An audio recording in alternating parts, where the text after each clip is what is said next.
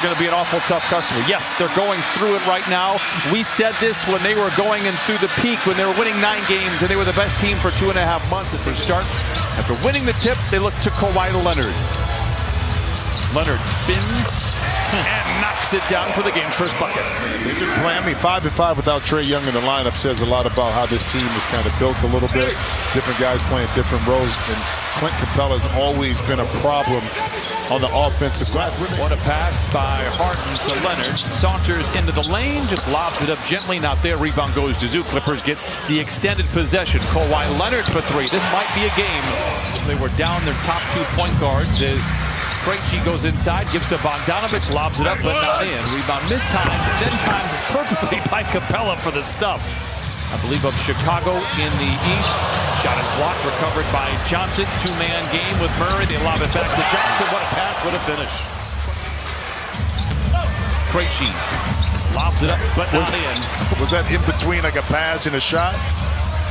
And the rebound works its way in the corner to Jalen Johnson, who knocks down the 3. The level which they thought it would be based on paper.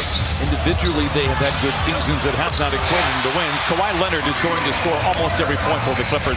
Away with the rebound for Atlanta. If you didn't see the game in Chicago, Paul George was 11 of 12 from the field. Murray with a 3 and a timeout for the Clippers. I'm telling you, man, that's some Larry Bird stuff right there. I will say as talented as Kyrie is, he's not the trash talker that Larry Bird is. That is for sure. George coming off the screen, curling, catching, and connecting, bringing the Clippers to within 1. Nice play out of the timeout.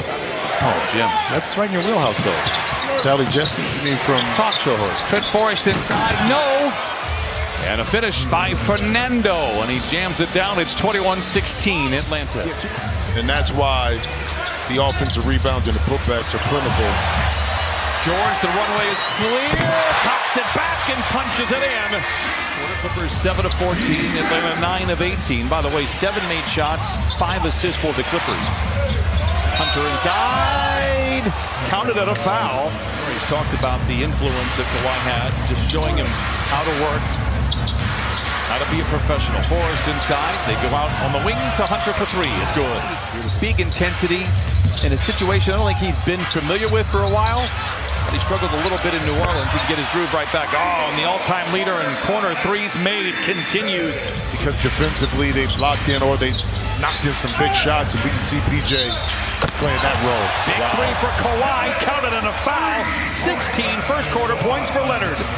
Tice. Now a turnover, a minute gone by in this first quarter, 31-29.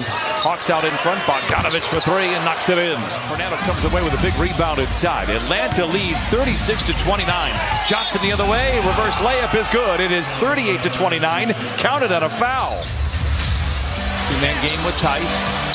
Finds an open Terrence Mann in the corner for 3. It's good. A quick 5-0 strike for the Clippers. And they cut the lead down 39-34. Hesitates on the shot. Finds Harden for a straight-on 3. Terrence, take that. I mean, you just knock one in. And then the Clippers get torched defensively. Maybe that's a player who, like a PJ Tucker, has been out of the rotation for some time. Maybe it's one of the more trusted players with that 5, like in the Ivica Zubac. I don't think you can really predict what Tyler will do. He's from cut situations. Slow healer. Yeah, he's not putting enough vitamin E on that thing. You know what I mean? He gotta get the pill, open it up, and actually put the vitamin E on it. I do believe that sometimes the injury situation can help the team long term. Again, Plumlee went down in early November. You find Daniel Tice in Atlanta. Harden inside, blocked from behind by his one-time teammate Clint Capella in Houston. Murray the other way. Wesley Matthews had a season high against Utah, picks up where he left off, coming off the bench. How about the job that New York has done, though, with their injuries, but still able to keep pace and maintain their 4th position? All right, I'm getting a little concerned about this now. 17-point lead for the Hawks. Leonard surrounded by defenders, and it's Capella that plucks it off the iron. Bogdanovic way too easy there. Wow, it is a 19-point lead for Atlanta. Muster up any kind of rhythm run to end this second quarter for the Clips. Capella gets it to fall. And it started here tonight. That was a handle your business, that you're favored going in against a team struggling, against a team without their best players. You go up against Portland this week. Interception by George with Johnson to beat. What a move by George in the open floor. Is 61-44. Well, perhaps that's what he's dealing with right now. Driven off the line by Johnson. Then Johnson loses his footing. Harden finds an open George for three. Book it. And the comeback begins. Clippers down 61-47. Johnson. Good contest by George, but Johnson knocks down the three. Just a 34% three-point shooter on the year. He already has, as you see by the shot, very good shooting for him. It's just a matter of volume and confidence. And speaking of volume and confidence, Paul George able to shake free with a fade. 9:15 to play in the third.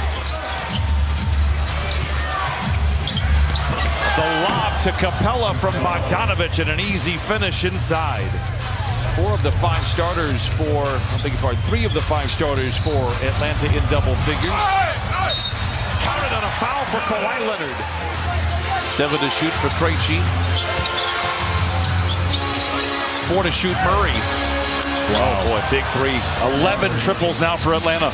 And what do you do about that? A quick trigger right there by Terrence Mann. 70-53. Hawks have pretty much led the entire game. Another three for Murray and another one that falls. Helped fund the YMCA with the Junior Clippers program. It's been wonderful. It's great to see them here from Palmdale. Jalen Johnson out of the timeout. Yikes. It is now 75-53, largest lead of the game. The Clippers lost to the Pelicans. They lose the tiebreaker. The Pelicans are leading in their division as well. There is no tiebreaker that favors the Clippers if they are tied with the Pelicans. Coming out of the break, I was expecting the Clippers to be very focused, very nuanced. We haven't seen it yet. And time is wasting. Matthews in the corner for three. It's good. Strong drive by Hunter inside, high off the window and in. Wow.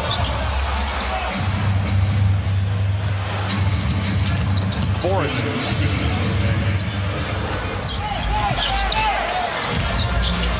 Can't shake free. Playing with it. Playing with it. It's Johnson. Hunter counted and a foul.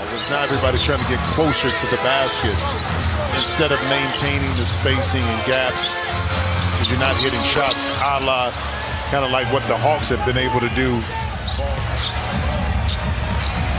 Hunter off the bench with 18 on 7 of 10 shooting. Harden counted and a foul. It's his first bucket. Clippers get into the paint on back-to-back possessions there. Fall deep into it. And it was a level of kind of the front office wrinkle that I did not fully appreciate. It's a lot easier to kind of build your organization around those individuals. Excellent hustle here from P.J. Tucker in a lopsided affair so far. Harden feeling it. Oh, he knocks it down. It's a 20-point game.